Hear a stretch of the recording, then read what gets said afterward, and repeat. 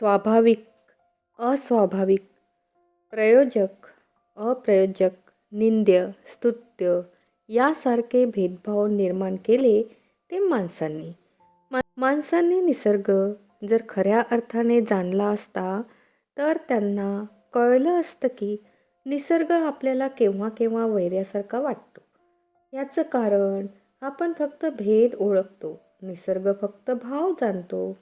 निसर्गाने भाव निर्माण केला आणि मानवाने भेद निर्माण केले. भेदामधून जात निर्माण झाली, नाती जन्माला आली. बाप, आई, मुलगी, मुलगा, पत्नी, प्रेयसी ही नाती आपण निर्माण केली. निसर्ग मात्र फक्त स्त्री आणि पुरुष एवढाच भाव ओळखतो. जे दुःख केव्हा तरी संपणारं असतं तेच दुःख माणूस सहन करू शकतो. ज्या दुःखाला किनारा असतो तेच दुःख भोगून पार करता येतं. ज्या दुःखाची जात ठरवता येत नाही, ज्या संकटाचं रूप नावात व्यक्त करता येत नाही, तेच जास्त भीषण असतं.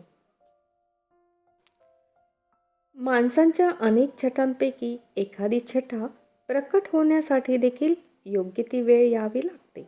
त्या वेळी जे प्रगट होतं ती छटा म्हणजे संपूर्ण माणसाचं दर्शन नव्हे.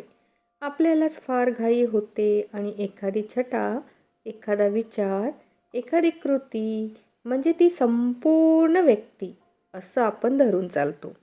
असं गृहीत धरून चालण्याची खोड वाढवणं म्हणजे पश्चातापाला भरपूर वाव देणं. पश्चातापाचा काळ हा काही अचानक उगवत नाही किंवा आपोआप जन्माला येत नाही. भूतकाळात ज्या काही गोष्टी आपण अकारण घाईने उरकतो त्या घाईच्या क्षणीच अशा काळाला आपण जन्म देतो. मग ती घाई एखादी कृती करण्यात असो किंवा एखाद्या व्यक्तीबाबत बांधतो त्या आडाख्याबाबतची असो. कोणत्याही प्रसंगाला न डगमगणारी व्यक्ती दमत नाही असं नाही.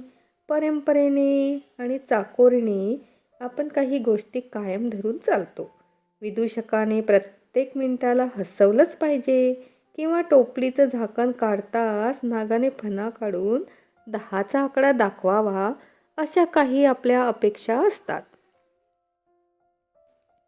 थकवा ही नैसर्गिक अवस्था आहे हे आपण काही बाबतीत गृहीत धरायला तयारच नसतो. कलावंताशी लग्न करताना त्यांच्याकडे कायम कलावंत म्हणून पाहण्याची इच्छा आणि शक्ती असेल तर करावं. संसारात, व्यवहारात तो सामन्याहून निराळा वागणार आहे हे गृहीत धरून धरावं. त्याचं वागणं विक्षिप्तपणाचं वाटेल, पण त्याच्या विश्वात त्या वागण्याला त्याची अशी संगती असेल, ते आकलन होणार असेल तर करावं. कलाकाराच्या सगळ्याच वृत्ती, सगळेच विकार उत्कट असतात.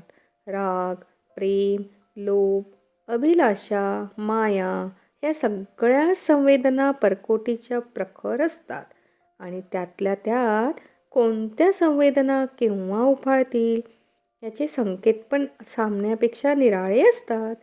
अमुक एक भावना आता ह्यावेळीच का असा प्रश्न कलाकाराला रुचत नाही. त्याला त्या क्षणी फक्त तेवढीच साथ हवी असते. नेहमी दिसणारं आकाश एखाद्या दिवशी भव्य वाटतं. पाण्याला पण कधी कधी निराळी चव येते.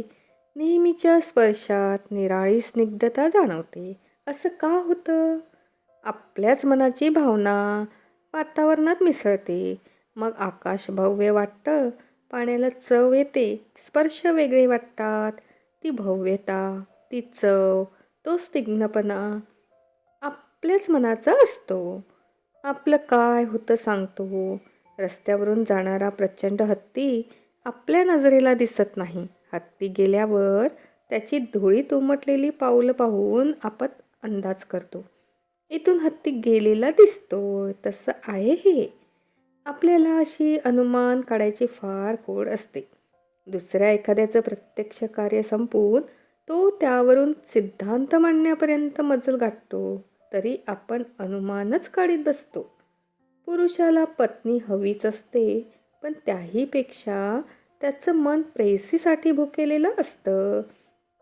बाहेर बसलेल्या माणसाची प्रेयसीच हरवलेली आहे. माझ्या लग्नाला एवढी वर्ष झाली, पण पत्नी अजून प्रेयसीच होऊन माझ्याकडे येते आणि मग त्या त्या वेळी मला प्रियकर बनण्याचं सामर्थ्य तिच्यात निर्माण होतं. मग त्यावेळी एकच जाणवतं, सगळं खोटं आहे.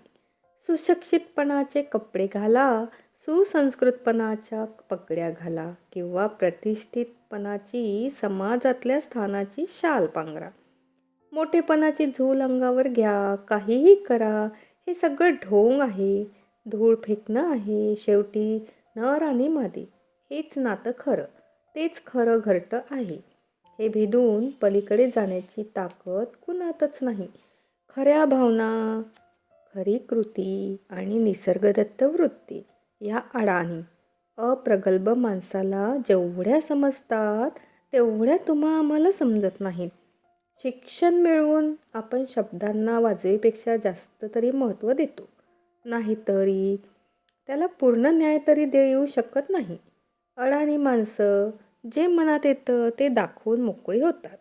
सुखामागे माणूस पळतो, पळताना पडतो, ठेचाळतो, पस्तावून परततो. तो त्याचा परतण्याचा काळ म्हणजे खरा सौख्याचा काळ.